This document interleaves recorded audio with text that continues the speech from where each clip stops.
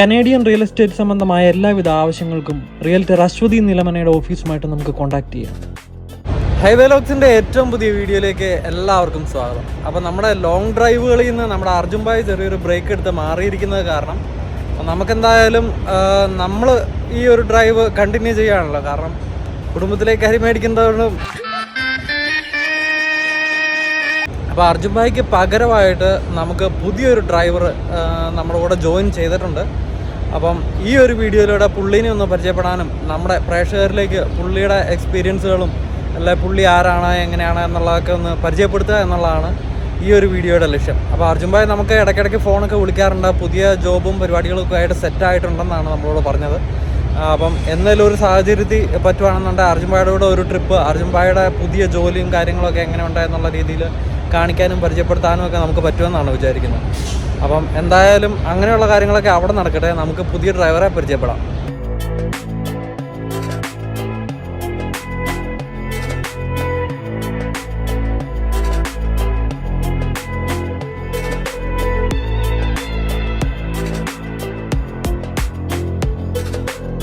നമ്മളിപ്പോൾ കാലിഫോർണിയയിലാണ് ഉള്ളത് കേട്ടോ. അപ്പം നമ്മുടെ പുതിയ ഡ്രൈവറാണ്. ബ്രോ ബോറടിച്ചോ? ഇരിക്ക്. അപ്പം ബ്രോയാണ് നമ്മുടെ പുതിയ ഡ്രൈവർ. ബ്രോയുടെ പേര് ജോസഫ്. നാട്ടില് അങ്കമാലി അല്ലേ? ഓക്കെ. അപ്പോൾ എന്തായാലും ഒഫീഷ്യലി നമ്മുടെ ഹൈവേ ലോക്സ് ഫാമിലിയിലേക്ക് സ്വാഗതം. ബ്രോ ഇതിനു മുമ്പ് എവിടെയായിരുന്നു വണ്ടി ഓടിച്ചോണ്ടിരുന്നത്? ഞാൻ ചാർജറിൽ വർക്ക് ചെയ്തോണ്ടിരുന്നു. ചാർജർ അല്ലേ? നമ്മുടെ ചാർജർ ലോജിസ്റ്റിക്സ് എന്ന് പറഞ്ഞാൽ നമ്മൾ ഇടയ്ക്കൊക്കെ നമ്മുടെ വീഡിയോയിൽ കാണിക്കാറില്ല. അത് ഇന്ത്യൻ ഓൺഡ് ആയിട്ടുള്ള ഒരു വലിയ കമ്പനിയാണ് ചാർജർ എന്ന് പറഞ്ഞാൽ. അതിപ്പം നമ്മുടെ കാനഡ മാത്രമല്ല യു എസിലും ഇഷ്ടംപോലെ ബേസുകളും ഒക്കെ പറന്ന് നടക്കുന്ന വലിയ കമ്പനിയാണ് ചാർജർ കേട്ടോ. അപ്പോൾ ചാർജറിൽ എത്ര കൊല്ലമായിട്ട്? ഒരു 1.5 വർഷമായിട്ട് അവിടെ 1.5 വർഷമായിട്ട് ചാർജർ. ബ്രോ എന്നായിരുന്നു ട്രക്ക് ലൈസൻസ് ഒക്കെ എടുത്ത്? ഞാൻ 2021 ഓഗസ്റ്റിൽ എടുത്തു. ഓക്കെ, 2021. 3 വർഷമായി. 3 വർഷമായി അല്ലേ? ശരിക്കും അപ്പോൾ ഞാൻ ചോദിക്കുകയാണെന്നുണ്ടെങ്കിൽ ബ്രോ എന്നാ കാനഡയിൽ വരുന്നതൊക്കെ? ഞാൻ 2017 സ്റ്റുഡൻ്റ് ആയിട്ട് വന്നത്. 2008 ഒക്കെ ആയപ്പോഴേക്കും പഠിച്ചു കഴിഞ്ഞു. പിന്നെ PR-ന് വേണ്ടി ഒരു 2 ഇയേഴ്സ് വെയിറ്റ് ചെയ്യേണ്ടി വന്നു. ഞാൻ മൂവ് ചെയ്തിട്ട് PA പോലത്തെ ഒരു പ്രൊവിൻസിൽ ചെന്നിട്ടാണ് PR ആവുന്നത്.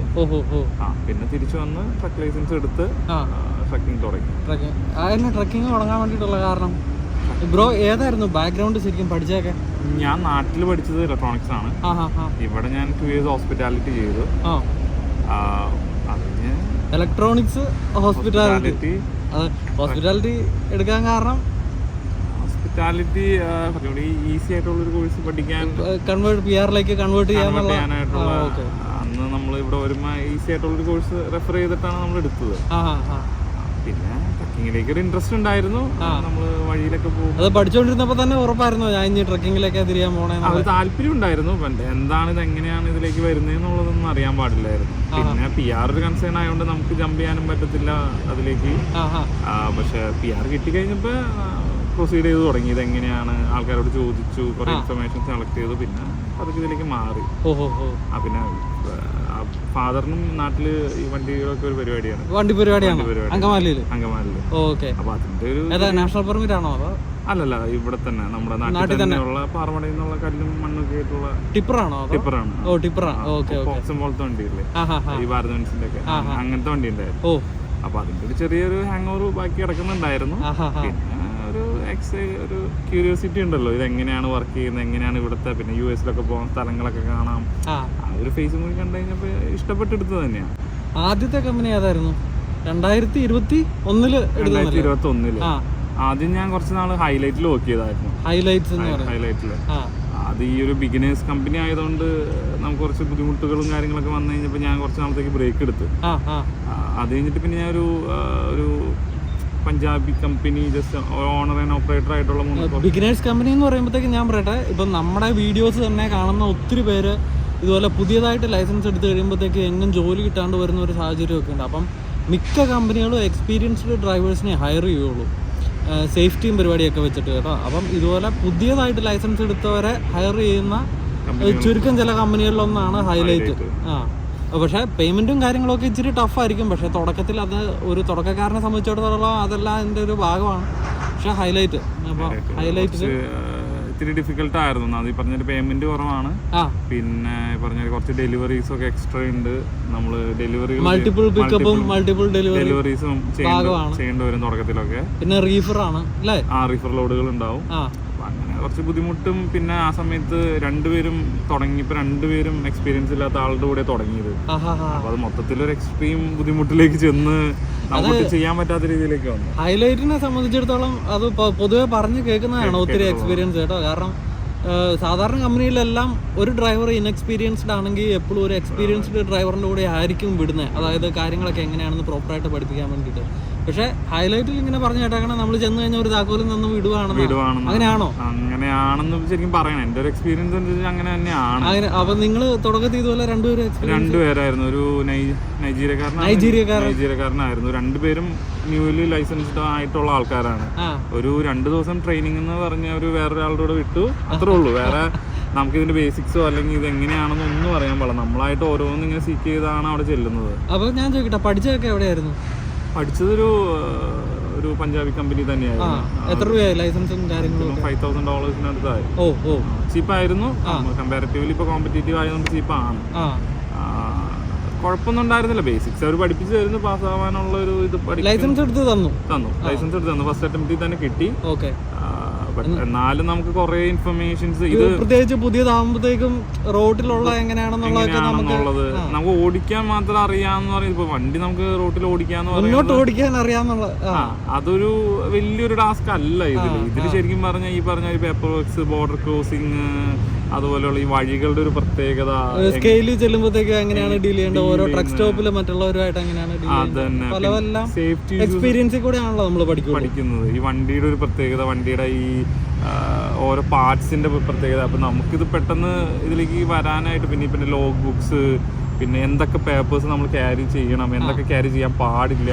അപ്പൊ ഇങ്ങനത്തെ ചെറിയ ചെറിയ കാര്യങ്ങളൊന്നും നമുക്ക് അറിയാൻ പാടില്ല. നമ്മളിതൊന്നും അറിയാതെ ഒരു 2 മാസം എങ്ങനെയോ പോയി. മറ്റേ പുള്ളിക്ക് അറിയത്തില്ലായിരുന്നു. പുള്ളിക്ക് അറിയാൻ പാടില്ല. നമ്മളെല്ലാം ഇങ്ങനെ വിളിച്ച് ചോദിച്ച് അന്വേഷിച്ചൊക്കെയാണ് എല്ലാം പോയോണ്ടിരുന്നത്.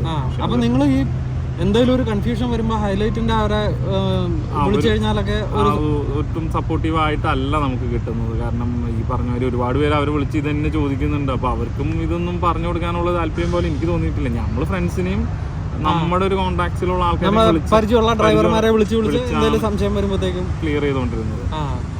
ബട്ട് ഈ ഉറക്കത്തിന്റെ ഒക്കെ പ്രശ്നം ഇത്ര എക്സ്ട്രീം ആയപ്പോ 10-17 മണിക്കൂറൊക്കെ നമ്മൾ എനിത്തിരിക്കാന്ന് പറയുന്ന ഒരു ഇത് വന്നപ്പോഴേക്കും എനിക്ക് ഒട്ടും പറ്റാതെ 2 months കഴിഞ്ഞപ്പോഴേക്കും ആക്ച്വലി ഞാൻ 10-17 മണിക്കൂർ എണീറ്റിരിക്കണ്ടോ. അത് ആക്ച്വലി നമ്മൾ പ്രൊഫഷണലി ചെയ്യുന്നതെന്ന് പറഞ്ഞാൽ 3 to 3 ഷിഫ്റ്റുകളാണ് ചെയ്യേണ്ടത്. അങ്ങനെയാണല്ലോ നമ്മളിപ്പോ ലോങ് ഡ്രൈവിംഗില് ടീം ഡ്രൈവിംഗ് ആണ്. ഈ രണ്ടുപേർക്ക് എക്സ്പീരിയൻസ് ഇല്ലാതെ ഇത് എങ്ങനെ മാനേജ് ചെയ്യാന്ന് നമുക്കിത് അറിയത്തില്ലായിരുന്നു. ഈ ഒരു ഫേസ് നമുക്കൊരു ഡൗട്ടും തോന്നിയില്ല ആരെങ്കിലും ചോദിക്കാനായിട്ട്. പക്ഷെ എന്നാലും ഒരു ക്യൂരിയോസിറ്റി, എങ്ങനെ ചെയ്യുന്ന ആൾക്കാർ നമുക്ക് ഡിഫിക്കൽട്ട് ആയിട്ട് തോന്നുന്നത് അവർ ഈസി ആയിട്ട് ചെയ്യുന്നത് എങ്ങനെയാന്ന് നമുക്കൊരു ഒരു ഡൗട്ട് ഉണ്ടായിരുന്നു. പക്ഷേ അല്ല, ഈ അപ്പൊ 10-17 പോയതെന്ന് പറഞ്ഞാൽ നമ്മുടെ ഒരു സൈക്കിൾ കിട്ടുമ്പോൾ ആ ഡ്രൈവ് ടൈം തീർന്നോടം വരെ നമ്മൾ ഓടിച്ചോണ്ടിരുന്നു. കാരണം ഡ്രൈവ് ടൈം സ്റ്റിൽ നമ്മൾ ഡ്രൈവ് ചെയ്യാൻ റെസ്പോൺസിബിൾ ആണെന്നൊരു തോന്നല്. അപ്പൊ ഡെലിവറി ഒക്കെ വന്നു കഴിയുമ്പോൾ ഒരു 4 hours 3 hours നമ്മൾ ആ ഡെലിവറിക്കും കൂടി കൊടുത്ത് പ്ലസ് ഡ്രൈവ് ടൈം കിടക്കാണല്ലോ. അപ്പൊ ആ ഒരു ഡ്രൈവ് ടൈം ഫിനിഷ് ചെയ്ത് അടുത്ത ആൾക്ക് കൊടുക്കുന്ന രീതിയിൽ പ്രോപ്പറായിട്ട് നമ്മളൊരു സൈക്കിള് അല്ല നമ്മുടെ ഒരു ടൈം ടേബിൾ മെയിൻറ്റെയിൻ ചെയ്യാതെ നമ്മളങ്ങനെ പൊക്കോണ്ടിരുന്നു. മറ്റവനോട് പറയാനും ഒരു ബുദ്ധിമുട്ട്. പുള്ളിക്കും അറിയത്തില്ല. അപ്പൊ പുള്ളി ഇതുപോലെ തന്നെ ചെയ്യുന്നത്. പക്ഷെ എന്റെ ഒരു കേസിൽ ഞാനായിരിക്കും ഈ നൈറ്റ് ഒക്കെ ഡ്രൈവ് ചെയ്യുന്നത്. അപ്പൊ ചില ദിവസങ്ങളൊക്കെ ഞാൻ ഡ്രൈവ് ചെയ്ത് തുടങ്ങി കഴിഞ്ഞാൽ ഒരു 8 മണി അല്ലെങ്കിൽ ഒരു 7 മണിക്ക് ഡ്രൈവ് ചെയ്ത് തുടങ്ങിയ പിറ്റേ ദിവസം രാവിലെ 7 മണി 8 മണി വരെയൊക്കെ ഞാൻ ചിലപ്പോൾ ഡെലിവറി ഓടിക്കുക. ഇതിനിടെ എത്ര ക്ഷീണം ഉണ്ടെങ്കിലും ഉറക്കം വന്നാലും ജോബിന്റെ ഭാഗമാണ് ഓർത്ത് പലപ്പോഴും ഞാൻ ഇതുപോലെ സൈഡിൽ നിർത്തി ഉറങ്ങിയ സിറ്റുവേഷൻസ് ഉണ്ട്. ഷോൾഡറിൽ, കാരണം നമുക്ക് ഒട്ടും പറ്റാതെ കഴിഞ്ഞപ്പോൾ ഷോൾഡറിൽ പോലും നമ്മൾ നിർത്തി ഉറങ്ങിയ സിറ്റുവേഷൻസ് ഉണ്ടായിട്ടുണ്ട്. അതുപോലെ മുഖം കഴുകും, നമ്മള് എനിറ്റിരിക്കാൻ വേണ്ടി എന്ത് വേണമെങ്കിലും ചെയ്യാം. നമ്മൾ അതുപോലെ ഈ മോൺസ്റ്റർ ഡ്രിങ്ക് അതുപോലെ കോഫീൻസ്. ഞാൻ ഈ കുറച്ചൊക്കെ ഹെൽത്ത് നോക്കുന്ന ഒരാളാണ്. ഞാൻ ഇങ്ങനത്തെ കഫീനേറ്റഡ് ആയിട്ടുള്ളൊന്നും അധികം അങ്ങനെ കഴിക്കാറില്ല കോഫി ഒഴിച്ച്. പക്ഷെ അവസാനം നമുക്ക് ഇതിനൊക്കെ ഡിപ്പെൻഡ് ചെയ്യേണ്ട ഒരു സിറ്റുവേഷനിലേക്ക് നമുക്ക് ജോലി ചെയ്തേ പറ്റുള്ളൂ. നമ്മൾ ഇത്ര ബുദ്ധിമുട്ടിയിട്ട് നമുക്ക് ഇത് ഉപേക്ഷിച്ചിട്ട് പോകാനും പറ്റില്ല. അങ്ങനെ ഒരു ഡിഫിക്കൽട്ട് സിറ്റുവേഷൻ ആയിരുന്നു. മാക്സിമം നോക്കി. അത് കഴിഞ്ഞ ഒരു 2 months കഴിഞ്ഞപ്പോൾ ബ്രേക്ക് എടുത്തു. നമ്മളിനി ഒരു നല്ല കമ്പനി കിട്ടാതെ കയറത്തില്ല എന്നുള്ളത്, അല്ലെങ്കിൽ അറ്റ്ലീസ്റ്റ് നമ്മൾ ട്രെയിൻ ചെയ്യിപ്പിക്കാനെങ്കിലും ഒരാൾ വേണം എന്നുള്ള രീതിയിൽ അങ്ങനെ ഒരു 2 to 3 months ഞാൻ ബ്രേക്ക് എടുത്തു. അല്ല, എത്ര നാൾ കഴിഞ്ഞിട്ട്? ഒരു 2 മാസം കമ്പനിയിൽ ജോലി ചെയ്തിട്ട് പിന്നെ ഒരു 3 to 4 months കഴിഞ്ഞിട്ടാണ് പിന്നെ ഞാൻ അടുത്ത കമ്പനിയിൽ കയറുന്നത്. ഓക്കെ. അപ്പൊ ഈ 2 മാസമാണ് ഹൈലൈറ്റ്സ് ജോലി ചെയ്തത്. 2 മാസം. അത് കഴിഞ്ഞിട്ട് പിന്നെ നമ്മളൊരു ബ്രേക്ക് എടുത്തു, ഇതിനെ കുറിച്ച് കാര്യങ്ങളൊക്കെ ഒന്ന് അറിയാൻ വേണ്ടിയിട്ടും എക്സ്പീരിയൻസ് ഡ്രൈവറിന്റെ കൂടെ ഒന്ന് ആവാൻ വേണ്ടിയിട്ട്. എന്നിട്ട് ഇതുപോലെ തന്നെ ഒരു പഞ്ചാബി ഓൺഡ് ആയിട്ടുള്ളൊരു ഓണർ ആൻഡ് ഓപ്പറേറ്ററുടെ വണ്ടി കയറി. ഏത് കമ്പനിക്ക് വേണ്ടിയിട്ട്? കമ്പനിയുടെ ആക്ച്വലി പേര് കാരണം ഞാൻ വർക്ക് ചെയ്തുകൊണ്ടിരുന്നത് ഒരു വേറൊരു കമ്പനിക്ക് വേണ്ടിയായിരുന്നു. അപ്പൊ ആ കമ്പനിയുടെ പേരാണ് എപ്പോഴും എന്റെ മനസ്സിൽ വരത്തുള്ളൂ. ഇത് കുഴപ്പമില്ല. അപ്പൊ ഒരു പഞ്ചാബി കമ്പനിയാണ്. ഞാൻ വർക്കാണെങ്കിൽ ഞാൻ പറയാം. അപ്പൊ അവിടെ ഞാനൊരു അവിടെ ചെന്നപ്പോഴാണോ ഈ പറഞ്ഞ പോലെ 3 to 3 അങ്ങനെ? എന്റെ കൂടെ ലൈസൻസ് എടുത്ത മാച്ച് എന്ന് പറഞ്ഞൊരു ഫ്രണ്ട് ഉണ്ടായിരുന്നു. ഇംഗ്ലീഷുകാരനോ? അല്ലല്ലോ, മലയാളി തന്നെ. അപ്പൊ അന്ന് ഞാൻ ഹൈലൈറ്റിൽ നോക്കിയപ്പോൾ അവൻ സിംഗിൾ എടുത്തോണ്ട് അവനും ഈ പറഞ്ഞ ഇൻഫർമേഷൻസ് ഒന്നും ഉണ്ടായിരുന്നില്ല. അപ്പൊ അവനുമായിട്ടാണ് ഞാൻ ഏറ്റവും കൂടുതൽ കോൺടാക്ട് ഉണ്ടായത്. പിന്നെ ഇതിലേക്ക് യൂസ് ചെയ്ത് കഴിഞ്ഞപ്പോൾ അവന്റെ കൂടെ ഞാൻ ഓടിയോട്ടിരുന്നു. അവൻ വർക്ക് ചെയ്ത കമ്പനി ആയിരുന്നു. അപ്പൊ അപ്പേക്കും അവൻ അത്യാവശ്യം നോളജും കാര്യങ്ങളും അത്യാവശ്യം ഡ്രൈവിങ്ങും ഒക്കെ ആയിരുന്നു. അപ്പൊ അവൻ ട്രെയിൻ ചെയ്യിപ്പിച്ച് കുറെ കാര്യങ്ങൾ പറഞ്ഞു തന്നു. പിന്നെ കുറച്ചും കൂടി സ്മൂത്തറായി. നമുക്ക് നൈജീരിയക്കാരൻ പോയി മലയാളി ആയപ്പോ കുറച്ചുകൂടെ ഒന്ന് ഫ്രണ്ട്ലി ആയി, കാര്യങ്ങളൊക്കെ ഒന്ന് കമ്മ്യൂണിക്കേഷൻ ഈസിയായി. അപ്പൊ അങ്ങനെ കുറെ ബെറ്റർ ആയി തോന്നി, വളരെ ബെറ്റർ ആയി. അതായത് ആകാശവും ഭൂമിയും തമ്മിലുള്ള വ്യത്യാസം നമ്മളാ ചെയ്തതിൽ ഉണ്ടായിരുന്നു. അങ്ങനെ ഒരു 7 to 8 months അവിടെ വർക്ക് ചെയ്ത കമ്പനിയിൽ വർക്ക് ചെയ്തു. അതിന് പിന്നെ ഞാൻ നാട്ടിൽ പോയി വന്നിട്ടാണ് ചാർജറിൽ കയറുന്നത്. പിന്നെ ഈ പറഞ്ഞ മാതിരി ഈ പഞ്ചാബി കമ്പനിയിലും വർക്ക് ചെയ്തപ്പോഴും എനിക്ക് ഒരു പണി കിട്ടി. അയാൾ തന്നെ പേയ്മെന്റ്സ് ഒന്നും ലാസ്റ്റ് പേയ്മെന്റ് ഒന്നും തന്നില്ല. ആ കമ്പനി ബാങ്ക്രപ്റ്റ് ആയി പോയി. അത് ഏത് വർഷമായിരുന്നു? അത് 2022 നവംബർ ഒക്കെ ആയിരുന്നു. ബാങ്ക്രപ്സി ഫയൽ ചെയ്തുകൊണ്ട് ഞങ്ങൾ ആരും പേ ചെയ്തൊന്നുമില്ല. ബാങ്ക്രപ്സി ഫയൽ ചെയ്തോണ്ടാണോ അല്ല അങ്ങനെ ഒരു നിമിഷം കമ്പനി നിർത്തി പോയോണ്ടാണോ അവിടുന്ന് പോരുന്നത്? ആക്ച്വലി ഞാൻ വെക്കേഷനായിട്ട് നാട്ടിൽ പോയതാണ്. പക്ഷെ നമ്മൾ നാട്ടിൽ പോണ ടൈം ഒരു പെയ്ഡ് ടൈമൊക്കെ ആയപ്പോഴും വിളിച്ചിട്ട് പുള്ളിനെ കോൺടാക്ട് കിട്ടുന്നില്ല. നാട്ടിൽ ചെന്നിട്ട് നമ്മൾ കോൺടാക്ട് ചെയ്തിട്ട് പുള്ളിനെ കിട്ടുന്നില്ല. പിന്നെ അപ്പം നാട്ടിൽ പോകുമ്പോൾ പേയ്മെന്റ് പെൻഡിങ് ഉണ്ട്. അയാള് അടുത്ത ആഴ്ച തരാന്നുള്ള രീതിയിലാണ് നമ്മൾ പോകുന്നത്. ഒരു $6,000 പെൻഡിങ് ഉണ്ടായിരുന്നു. അപ്പൊ ആ പേയ്മെന്റ് ഒക്കെ പോയി. ഞാൻ ലേബർ കോർട്ടിലൊക്കെ കൊടുത്തതാ. ബട്ട് ഒരു പ്രോഗ്രഷനും കാണുന്നില്ല. ഇതൊക്കെ ഈ ട്രക്കിംഗ് ഫീൽഡിൽ ഉള്ളതാണെന്നാണ് ഇപ്പൊ ഞാൻ കേട്ടിടത്തോളം. ഒരുപാട് പേര് ഇങ്ങനെ ലേബർ കോർട്ടിൽ കംപ്ലൈന്റ് ചെയ്തിട്ട് അങ്ങനെ വലിയൊരു പ്രോഗ്രഷൻ ഒന്നും ഉണ്ടായില്ല. അവര് ജസ്റ്റ് ഇവർക്ക് ഒരു ലെറ്റർ അയക്കും. ബാങ്ക്രപ്സി ഫയൽ ചെയ്തുകൊണ്ട് ഒന്നും ചെയ്യാനില്ല അവർക്ക്. എന്നോട് ലേബർ കോർട്ടിൽ നിന്ന് ഓഫീസർ വിളിച്ചിട്ട് പറഞ്ഞത് ബാങ്ക്രപ്സിക്ക് പാപ്പരായി പോയി. പിന്നെ നമ്മൾ എന്നാ ചെയ്യാവുന്ന ഒരു കാര്യം എന്ന് പറഞ്ഞാൽ ബാങ്ക്രപ്സിയുടെ ആ ഒരു സൈറ്റിലോ അല്ലെങ്കിൽ ആ ഓഫീസിലേക്ക് വിളിച്ചിട്ട് അവരുടെ കൂടെ ഇന്ന കാര്യങ്ങൾ പറഞ്ഞ് തെളിവുകളെല്ലാം സബ്മിറ്റ് ചെയ്ത് ഫയൽ ചെയ്ത് കഴിഞ്ഞാൽ എന്തെങ്കിലും ഒരു റിസൾട്ട് കിട്ടും. പിന്നീട് അവരെന്തെങ്കിലും ആ പുള്ളിയുടെ അസറ്റുകളും എല്ലാം സീസ് ചെയ്യുന്ന കൂടത്തിൽ എന്തെങ്കിലും കിട്ടിയെന്നുള്ള ഒരു ഇപ്പൊ ഞാൻ ഇതിന്റെ പിന്നാലെ ഒരു 2 years ആയിട്ട് നടക്കുന്നു. ഒരു റിസൾട്ട് കിട്ടുമെന്ന് എനിക്ക് തോന്നുന്നില്ല. അപ്പോഴാണ് ഈ ഒരു എമൗണ്ട് ഒന്നും അല്ല ഇപ്പോഴും നടപ്പുണ്ട്. അതിന്റെ അതോ വിട്ടോ? ആക്ച്വലി വിട്ട പോലെയാണ്. കാരണം $6,000 എന്ന് പറയുമ്പോൾ നമ്മുടെ 3 ലക്ഷത്തിന് മുകളിൽ ഇന്ത്യൻ റുപ്പീസ് ഉണ്ടായിരുന്നു. പക്ഷേ ഞാൻ പിന്നീട് അന്വേഷിച്ചപ്പോൾ ഒരുപാട് പേര് 14,000 13,000 ഓൺ ഓപ്പറേറ്റർ പല കമ്പനികളും എസ്പെഷ്യലി പഞ്ചാബി കമ്പനികളിൽ വർക്ക് ചെയ്യുമ്പോൾ ദേശീയ കമ്പനികളാണ്. പഞ്ചാബി എന്ന് ഞാൻ പറയുന്നില്ല. ദേശീയ കമ്പനികളിൽ വർക്ക് ചെയ്യും. ഇതുപോലെ ചെറിയ കമ്പനികൾ നമ്മളെ പഞ്ചാബി കമ്പനിക്ക് മാത്രമല്ല കേട്ടോ, ഈവൻ ഇഷ്ടം പോലെ നമ്മുടെ മലയാളി കമ്പനികളിൽ ഈ പ്രശ്നം പറ്റുന്നവരുണ്ട്. ബേസിക്കലി ഇന്ത്യക്കാരായിട്ടുള്ളവരുടെ കമ്പനികളിലാണ് കൂടുതലും പറ്റുന്നതെന്നാണ് കേൾക്കുന്നത്. അപ്പോൾ അതൊരു സൂക്ഷിച്ചും കണ്ടു നിന്ന് കഴിഞ്ഞാൽ ഇപ്പൊ ഇത്തരം ഇത് ഉണ്ട്, ആക്ച്വലി ഉണ്ട്. സൂക്ഷിക്കേണ്ടത് നമ്മുടെ ഒരു ഉത്തരവാദിത്തമാണ്.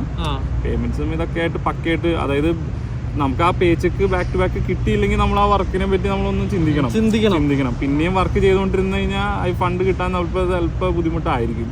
കാരണം അവരെ സംബന്ധിച്ച് അവരുടെ എക്സ്ക്യൂസ് ഉണ്ട്. ലോഡിന്റെ പൈസ കിട്ടിയില്ല, അല്ലെങ്കിൽ ഇതുപോലെ എന്നാ പറയുന്നത് വലിയ ട്രക്കിന്റെ പേയ്മെന്റുകളും മറ്റു പല പേയ്മെന്റുകളും പെൻഡിങ് ആണെന്നുള്ളത്. പക്ഷേ നമ്മളൊരു ഡ്രൈവറെ സംബന്ധിച്ചിടത്തോളം അവന്റെ ഡെയിലി ചിലവിന് വേണ്ടിയിട്ടുള്ള പൈസയ്ക്കും അല്ലെങ്കിൽ അന്നന്നത്തെ വരുമാനം എല്ലാ ചിലവുകൾ മീറ്റ് ചെയ്യാൻ വേണ്ടിയിട്ടാണല്ലോ നമ്മൾ പണിയെടുക്കുന്നത്. അപ്പോൾ അവർക്ക് വലിയ വലിയ എമൗണ്ടുകളും നമുക്ക് നമ്മുടെ ചെറിയ എമൗണ്ടും വലുതല്ലേ, അതിന് വേണ്ടിയിട്ടാണല്ലോ നമ്മൾ പണിയെടുക്കുന്നത്. അപ്പോൾ ഒന്നും പറഞ്ഞിട്ട് കാര്യമില്ല. പണിയെടുത്തിട്ടുണ്ടെങ്കിൽ അതിൻ്റെ പൈസ എങ്ങനെയും മേടിച്ചെടുക്കുക, അല്ല കിട്ടിയില്ല എന്നുണ്ടെങ്കിൽ അടുത്ത ജോലിക്ക് മുമ്പ് അത് വെയിറ്റ് ചെയ്യുക എന്നുള്ളതാണ്. 1-2 ട്രിപ്പൊക്കെ പോയിട്ട് പേയ്മെന്റ് പെൻഡിങ് വരുന്നുണ്ടെങ്കിൽ 1-2 പേയ്മെന്റ് പെൻഡിങ് ആയെങ്കിൽ പിന്നെ നമ്മളൊന്ന് ആലോചിച്ചിട്ട് വർക്ക് ചെയ്യുന്നതായിരിക്കും നല്ലത്. തീർച്ചയായിട്ടും നമ്മൾ ചീറ്റ് ചെയ്ത് കഴിഞ്ഞ് കഴിഞ്ഞാൽ ഒന്നും നമുക്ക് ചെയ്യാനില്ല. ഒന്നാമത്തെ കാര്യം കാരണം പാപ്പർ ബാങ്ക്രപ്സി എന്ന് പറഞ്ഞാൽ പാപ്പർ പ്രഖ്യാപിച്ചു എന്നുള്ളതാണ്. ഇപ്പം നമ്മൾ പോലീസിൻ്റെ അടുത്തോ മറ്റെന്ത് കോടതി പോയാലും അവരിപ്പോൾ പാപ്പറല്ലേ ഇപ്പോൾ ഇവിടുന്ന് മേടിക്കാനുള്ള ഒരു സാഹചര്യം വരും. അപ്പം അവനവൻ്റെ നഷ്ടം തന്നെയാണ്. അപ്പം അങ്ങനെ പഞ്ചാബി കമ്പനിയിലെ പരിപാടി കഴിഞ്ഞ് ബ്രോ വെക്കേഷൻ കഴിഞ്ഞ് നാട്ടിൽ നിന്ന് വരുന്നു. അത് ഏത് വർഷമായിരുന്നു? അത് 2021. ഓക്കെ. അല്ല 23-ല് 2023 തിരിച്ചു വന്നു. എന്നിട്ട് പിന്നെ ഈ എക്സ്പീരിയൻസ് വെച്ചപ്പോൾ ഒരു 1 year എക്സ്പീരിയൻസ് എന്തായാലും ആയി. അപ്പോൾ അത് വെച്ചിട്ട് ഞാൻ ചാർജറിൽ ട്രൈ ചെയ്തു. അങ്ങനെ ചാർജറിൽ നേരിട്ട് ട്രൈ ചെയ്യുമായിരുന്നോ അതോ ചാർജറിൽ ഏതെങ്കിലും പരിചയക്കാർ വല്ലതും ഉണ്ടായിരുന്നോ? ഇല്ല, ഓൾമോസ്റ്റ് നമുക്ക് ചാർജറിനെ പറ്റി ഞാൻ കേട്ടിട്ടുണ്ട്. നമ്മളിപ്പോൾ ആക്ച്വലി മലയാളി വ്ളോഗേഴ്സിൻ്റെ ഒക്കെ ഒരുവിധം അവരെല്ലാവരും വർക്ക് ചെയ്യുന്ന ചാർജറാണ്. പിന്നെ കേട്ടിടത്തോളം റിപ്പീറ്റർ ആയിട്ടുള്ള ഒരു കമ്പനിയാണ് ആയിരുന്നു ശരിക്കും. അങ്ങനെ ചാർജറിൽ കയറി. ചാർജറിൽ ഏതോട്ടത്തിന് വേണ്ടിയിട്ടാണ് കയറിയത്? ചാർജറിൽ ആക്ച്വലി ഞാൻ മിഡ് വെസ്റ്റ് ഇതായിട്ട് കയറിയത്. ഡബിളായിട്ട് ഓടുന്ന ടീം റണ്ണ് മിഡ് വെസ്റ്റിന് വേണ്ടി കയറി. ഒരു ചേട്ടൻ്റെ കൂടെ കയറി, സിൽജോ എന്ന് പറഞ്ഞാൽ മലയാളി ചേട്ടൻ സിൽജോൻ്റെ കൂടെ. അതൊരു 2 monthsോളം മിഡ് വെസ്റ്റ് ഓടി. നല്ല റണ്ണായിരുന്നു, നല്ല ഒരു പ്രത്യേക എക്സ്പീരിയൻസ് ഒക്കെ ആയിരുന്നു. ഓട്ടോ പാർട്സ് ലോഡാണ് മെയിൻലി. ഓട്ടോ പാർട്സ് ലോഡാണ്. ഫോർഡ്, ക്രൈസ്ലർ, പിന്നെ നമ്മുടെ ടൊയോട്ട ലോഡായിരുന്നു. ഫാസ്റ്റ് ലോഡുകളാണ്. ഫാസ്റ്റ് കാർഡ് ഉണ്ട് എൻ്റെ കയ്യിൽ. 2 പേർക്കും ഫാസ്റ്റ് കാർഡ് ഉണ്ടെങ്കിൽ നമുക്ക്, ഈവൻ ഒരാൾക്ക് ഫാസ്റ്റ് കാർഡ് ഉണ്ടെങ്കിൽ നമുക്ക് ചെയ്യാൻ പറ്റും. അപ്പോൾ ഫാസ്റ്റ് ലോഡുകളായിരുന്നു. ഒരു 2 to 3 maybe 4 റൺ ഒരു വീക്കിൽ നമ്മൾ ചെയ്യേണ്ടി വരും. അപ്പോൾ മിഡ് വെസ്റ്റ് സ്റ്റേറ്റുകളാണ് കൂടുതലും ഫോക്കസ് ചെയ്തേക്കണം. വെസ്റ്റോ ഈസ്റ്റോ ഒന്നും നമ്മൾ പോകത്തില്ല. അപ്പോൾ അത് ഡിഫറെൻറ്റ് റണ്ണുകളായിരിക്കും. ഓരോ ദിവസവും ഓരോ റണ്ണ് ചിലപ്പോൾ പല സ്ഥലത്തേക്കായിരിക്കും. നമ്മൾ സ്ഥിരം ഒരു സ്ഥലത്തേക്ക് പോകുന്ന ഒരു എക്സ്പീരിയൻസ് അല്ല. പല റണ്ണും പല പിക്കപ്പുകളായിരിക്കും. ഒരു ഡിഫറെൻറ്റ് എക്സ്പീരിയൻസ് ആയിരുന്നു. അതൊരു ഞാൻ ഒരു 3-4 monthsോളം ചെയ്തു. ഈ ഓൺലൈൻ ഓപ്പറേറ്ററുടെ കൂടെയും കമ്പനിയിലൊക്കെ ആയിട്ട് പല രീതിയിൽ ഞാൻ ചെയ്തു. അത് കഴിഞ്ഞ് പിന്നെ ഞാൻ കുറച്ച് നാൾ ടെക്സാസ് ചെയ്തു. ഒരു 1 monthോളം ടെക്സാസ് റൺ ചെയ്തു. Back and forth Texas. ലറീഡോയിൽ യാർഡ് ഉണ്ടായിരുന്നു അവർക്ക്. ലറീഡോ ഓൾമോസ്റ്റ് മെക്സിക്കൻ ബോർഡറാണ്. അപ്പോൾ അവിടെ ചെന്ന് മെക്സിക്കോന്ന് തന്നെ ലോഡുകൾ എടുക്കുന്നതും ഫാസ്റ്റ് ലോഡുകളായിരിക്കും അതും. അങ്ങനെ അതൊരു 1 monthോളം ചെയ്ത് അത് കഴിഞ്ഞ് പിന്നെ കാലിഫോർണിയ റണ്ണ് തുടങ്ങി. ഒരു അലക്സ് എന്ന് പറഞ്ഞൊരു ചേട്ടൻ്റെ കൂടെ. അപ്പോൾ പിന്നെ ടെക്സാസ് നിർത്താൻ ഉള്ള കാരണം അത് ആക്ച്വലി കൂടെ വർക്ക് ചെയ്തായിരുന്ന അത് ഗുജറാത്തി ആയിരുന്നു. ആള് നാട്ടിൽ പോയി. അല്ല, അപ്പൊ ഈ സിൽജോ ചേട്ടന്റെ അടുത്ത് സിൽജോ ചേട്ടന്റെ ആക്ച്വലി പാർട്ണർ വന്നു കഴിഞ്ഞപ്പോ അവര് ടീമായിട്ട് ഓടിക്കൊണ്ടിരുന്നു. അവരൊരു ടീമായിട്ട് ഓടിക്കൊണ്ടിരുന്നവരുടെ ഇടയില് ഒരാള് വെക്കേഷന് പോയ ഗ്യാപ്പിലാണ് ബ്രോ പുള്ളിയുടെ അപ്പൊ 2 months കഴിഞ്ഞപ്പോ ആള് വന്നു. അത് കഴിഞ്ഞ് പിന്നെ ഞാൻ വേറൊരു മലയാളിയുടെ കൂടെ ഓടി.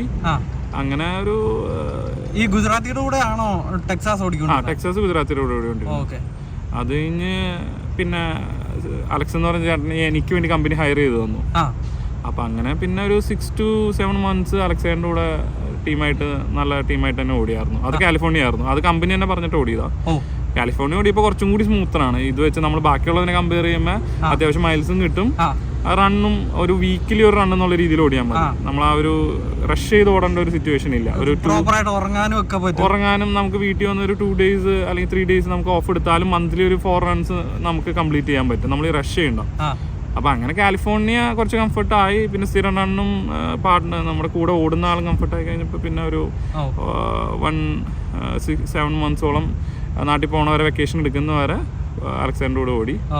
അതുവരെ ചാർജർ അടിപൊളിയായിരുന്നു. എല്ലാം കൊണ്ടും നമുക്ക് കംഫർട്ടായിരുന്നു. പുതിയ വണ്ടികളായിരുന്നു. അതിന് പിന്നെ വെക്കേഷൻ കഴിഞ്ഞ് നാട്ടിൽ നിന്ന് വന്നപ്പോഴാണ് ഇപ്പൊ സിറ്റുവേഷൻ കുറച്ച് ഇങ്ങനെ അത്ര നല്ലൊരു സിറ്റുവേഷൻ അല്ല ട്രക്കിംഗ് ഫീൽഡിലുള്ളവർക്ക്. ലേ ഓഫും കാര്യങ്ങളൊക്കെ ആയിട്ട് ഇത്തിരി ബുദ്ധിമുട്ടുള്ളൊരു ടൈമാണ്. അപ്പൊ അങ്ങനെ തിരിച്ചു വന്നപ്പോൾ ഓൾറെഡി കമ്പനിയിൽ ലേ ഓഫ് നടക്കുന്ന ഒരു ടൈമാണ്. അപ്പോൾ വെക്കേഷനിൽ നിൽക്കുന്ന ഒരാളെ തിരിച്ച് എടുക്കാൻ പറ്റാത്തൊരു സിറ്റുവേഷൻ ആയതുകൊണ്ടും ഞാനിങ്ങനെ അപ്പോൾ എന്നോട് കമ്പനിയിൽ നിന്ന് തന്നെ പറഞ്ഞു നീ വേറെ നോക്കിക്കോളാം. അങ്ങനെയാണ് സിദ്ധിൽ വന്ന് മാറ്റിയുടെ ബ്രോഡ് കൂടെ ജോയിൻ ചെയ്യുന്നത്. സിദ്ധിനെ കുറിച്ച് എങ്ങനെ കേട്ടതും കാര്യങ്ങളും എല്ലാം? സിദ്ധ് ആക്ച്വലി മാറ്റി ബ്രോയുടെ വീഡിയോ കണ്ട് തന്നെയാണ് എനിക്ക് പരിചയമുള്ളത്. നമ്മുടെ വീഡിയോ ഇതിനു മുമ്പ് കണ്ടിട്ടില്ലെന്നല്ലേ പറഞ്ഞേ?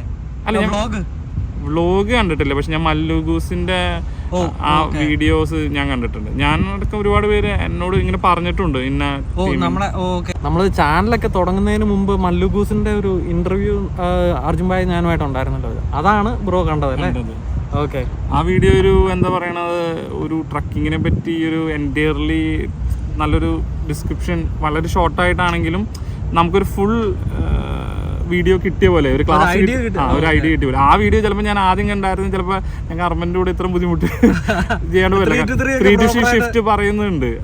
അപ്പൊ അങ്ങനത്തെ കുറെ കാര്യങ്ങൾ നമുക്ക് ഒരുപാട് ഹെൽപ്ഫുൾ, അതായത് ഒരു ഡീറ്റെയിൽഡ് ഒരു ട്രക്കിംഗ് വീഡിയോ പോലെ തന്നെ തോന്നിയായിരുന്നു. അപ്പൊ ആ വീഡിയോയിൽ നിങ്ങൾ കണ്ടിട്ടുണ്ട് സിദ്ധില വർക്ക് ചെയ്യുന്നതെന്ന് അറിയാം, പിന്നെ പറഞ്ഞു കേട്ടിട്ടുണ്ട് സിദ്ധിൽ ഇങ്ങനെ മാറ്റി ബ്രോയും അർജുനും വർക്ക് ചെയ്യുന്നുണ്ട്. അപ്പൊ അങ്ങനെയൊക്കെ ഒരു പരിചയമുണ്ട്.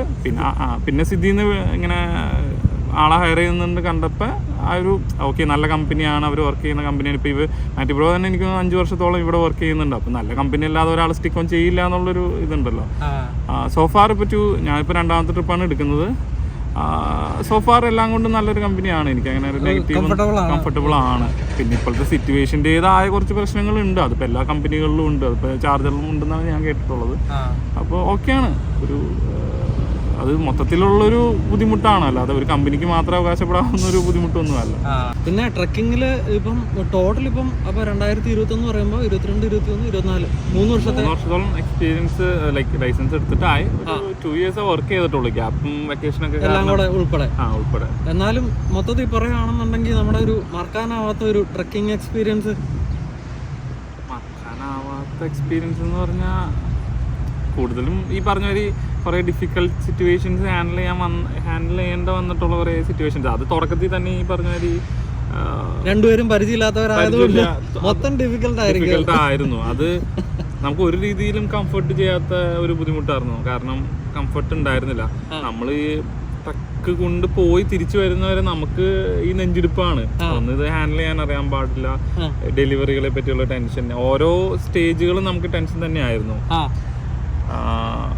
പിന്നെ ഡിഫിക്കൽട്ട് സിറ്റുവേഷൻസ് പലപ്പോഴും ഉണ്ട്. പല മഞ്ഞ് പെയ്യുന്ന സമയത്തൊക്കെ ഇതൊന്ന് ഹാൻഡിൽ ചെയ്യാനുള്ള, ഫസ്റ്റ് ടൈം നമ്മൾ മഞ്ഞ് കാണുമ്പോൾ ഉള്ള ഒരു ഇതെങ്ങനെ, ഇത് തെന്നുവോ, ഇതെങ്ങനെയാണ്, നമ്മൾ എത്ര സ്പീഡിൽ പോകണം. അപ്പോൾ അങ്ങനത്തെ സിറ്റുവേഷനൊക്കെ നമുക്ക് ഇതുണ്ട്. പിന്നെ മോൺട്രിയലൊക്കെ ചെന്നിട്ട് ചില സിറ്റിയുടെ അകത്തൊക്കെ കയറിപ്പോയ സിറ്റുവേഷൻസ് ഉണ്ടായിട്ടുണ്ട്. അപ്പോൾ അത് മോൺട്രിയലൊരു പഴയൊരു സിറ്റിയാണ്. അപ്പോൾ ട്രക്ക് ചെയ്യുന്നവർക്കൊക്കെ മോൺട്രിയൽ ഒരു നൈറ്റ് മെയർ ആണ്. മോൺട്രിയലും അത് ഈസ്റ്റ്, അതായത് ഈസ്റ്റ് എന്ന് പറഞ്ഞാൽ ന്യൂയോർക്ക് സിറ്റി ഒക്കെ പോകുന്നത് ആൾക്കാർക്ക് ഒരു നൈറ്റ് മെയർ ആണ്. കാരണം അതൊരു ഭയങ്കര ടൈറ്റ് വളവുകളും കൺജസ്റ്റഡ് സ്പേസ്, നമ്മുടെ ഇത്രയും വലിയ ട്രക്കുകളും കൊണ്ട് മാനൂവർ ചെയ്യാൻ ഭയങ്കര ബുദ്ധിമുട്ടുള്ള ഏരിയാസ് ആണ് അത്. അതുപോലെ തന്നെ ഈ സിറ്റി തന്നെ ബാക്കപ്പും ഒക്കെ. മോൺട്രിയലൊക്കെ നൈറ്റ് മെയർ ആണ്. മോൺട്രിയൽ ഞാൻ പോയിട്ടുള്ള ടൈമിലെല്ലാം ഒന്നെങ്കിൽ ഇതുപോലെ തന്നെ ഒരു ഒട്ടും സുഖമല്ലാത്ത സിറ്റുവേഷൻസ് വന്നിട്ടുണ്ട്. പലപ്പോഴും ഹൈവേയിലേക്കുള്ള എക്സിറ്റുകൾ മിസ്സാവാ. അപ്പോൾ എക്സിറ്റുകൾ മിസ്സായിട്ട് നോൺ ട്രക്ക് റൂട്ടുകൂടെ വണ്ടി എടുക്കേണ്ട സിറ്റുവേഷൻസ് ഒക്കെ വന്നിട്ടുണ്ട്. കാരണം വേറെ ഒന്നും ചെയ്യാനില്ല നമുക്ക്. അതുപോലെ തന്നെ ഇതുപോലെ ഒരു പക്ഷേ സിറ്റിയുടെ അകത്ത് കയറി പോയിട്ട് എനിക്ക് തോന്നുന്നു 3 hours എടുത്തു ഞാൻ പുറത്തേക്ക് ഇറങ്ങാനായിട്ട്. നമുക്ക് എന്ത് ചെയ്താൽ മാപ്പിൽ കൂടെയോ അല്ലെങ്കിൽ നമ്മൾ എന്ത് ചെയ്തിട്ടും നമുക്ക് ഇതിന് പുറത്തിറങ്ങാൻ പറ്റാത്തൊരു സിറ്റുവേഷൻ. പിന്നെ എങ്ങനെയോ പുറത്തേക്ക് ഇറങ്ങി. കുറേ സിറ്റുവേഷൻസ് ഉണ്ട്. നമുക്ക് ഓരോ സിറ്റുവേഷൻസ് ഹാൻഡിൽ ചെയ്ത് കഴിയുമ്പോൾ നമുക്കൊരു ധൈര്യം വരും.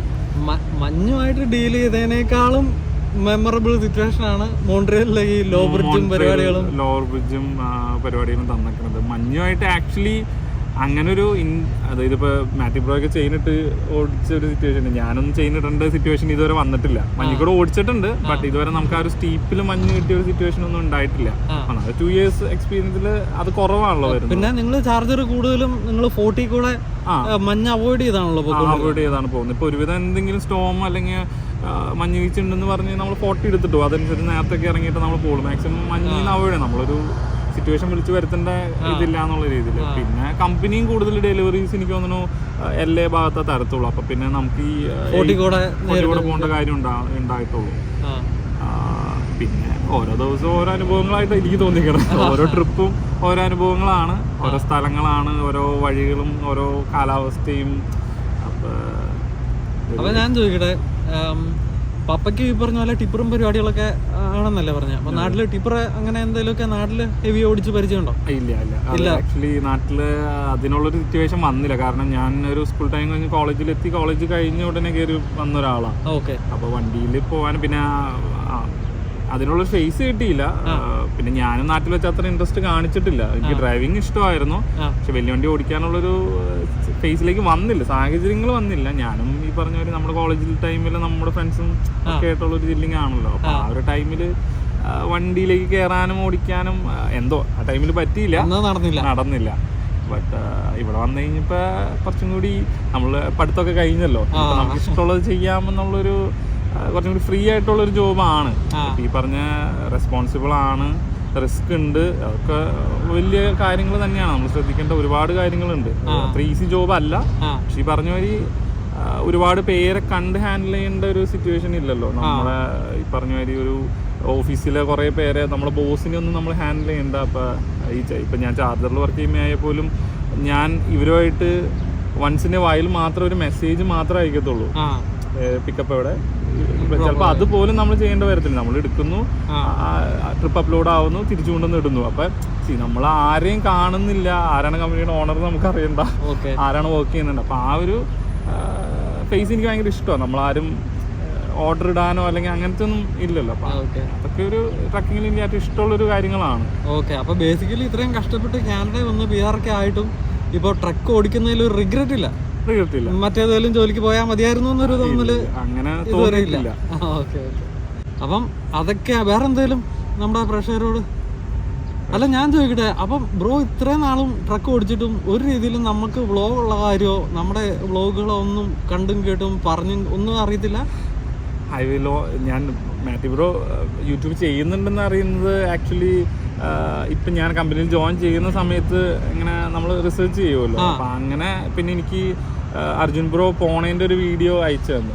അപ്പൊ അതില് ഞാൻ അലക്സി ബ്രോ എനിക്ക് ഇൻസ്റ്റാഗ്രാമിൽ റീൽ വന്നു. അപ്പൊ എങ്ങനെയോ ഞാൻ ഈ ഹൈവേ ലോക്സ് എവിടെയോ കണ്ടു, നിങ്ങളുടെ പേജിലാണോ എവിടെയോ സംതിങ് ഞാൻ ഇങ്ങനെ നോട്ട് ചെയ്തു. അങ്ങനെയാണ് ഇൻസ്റ്റാഗ്രാമിൽ. അപ്പോഴാണ് ഇങ്ങനെ ഒരു യൂട്യൂബ് ചാനൽ ഉണ്ടെന്ന് ഞാൻ കാണുന്നത് ആക്ച്വലി. പിന്നെ ഞാൻ ആ വീഡിയോസ് മല്ലുഗൂസിന്റെ വീഡിയോസ് ഞാനടക്കം ഒരുപാട് പേര് എന്നോട് പറഞ്ഞിട്ടുണ്ട്. നമ്മളെല്ലാരും കൂടി ഇരുന്ന് കണ്ടിട്ടുണ്ട്. ഞാൻ എൻ്റെ ഫ്രണ്ട്സ് ട്രക്കിംഗ് ഫീൽഡ് അല്ലാത്തവർ പോലും പല കാര്യങ്ങളെ പറ്റി ഡൗട്ട് ചോദിക്കുമ്പോൾ ഞാൻ ആക്ച്വലി മാത്യു ബ്രോയുടെ വീഡിയോ അയച്ചു കൊടുക്കും ആ സമയങ്ങളിൽ. അല്ലാതെ ഞങ്ങൾ വീട്ടിലിരുന്ന് എല്ലാവരും കൂടി ഒരുമിച്ച് കണ്ട സിറ്റുവേഷൻ ഉണ്ടായിരുന്നു. കാരണം നമ്മൾ ഒരാളോട് ഡിസ്ക്രൈബ് ചെയ്ത് പറയണേ, ഓരോ സിറ്റുവേഷൻ പറയണേക്കാളും നിങ്ങളെല്ലാം പറയുന്നുണ്ട്, പിന്നെ ഞാനായിട്ട് പറഞ്ഞു കൊടുക്കണ്ടല്ലോ. ട്രക്കിംഗ് ചെയ്യാത്തവർക്ക് ഇതിനെപ്പറ്റി ഒരുപാട് ഡൗട്ടുകൾ ഉണ്ടാവുമല്ലോ, എങ്ങനെയാണ് ഇത് ചെയ്യുന്നത്, എങ്ങനെയാണ് ഈ വഴികൾ, എങ്ങനെയാണ്. അപ്പോൾ അതൊക്കെ ആ വീഡിയോസിൽ നിന്ന് നമുക്ക് ഒരുപാട് ഇൻഫർമേഷൻസ് കിട്ടുന്നുണ്ട്. പല വീഡിയോസിൽ കിട്ടേണ്ടത് ഒറ്റ വീഡിയോ ഒന്ന് കിട്ടിയ പോലെ നല്ലൊരു ഇതായിരുന്നു. ഓക്കെ. അതെ.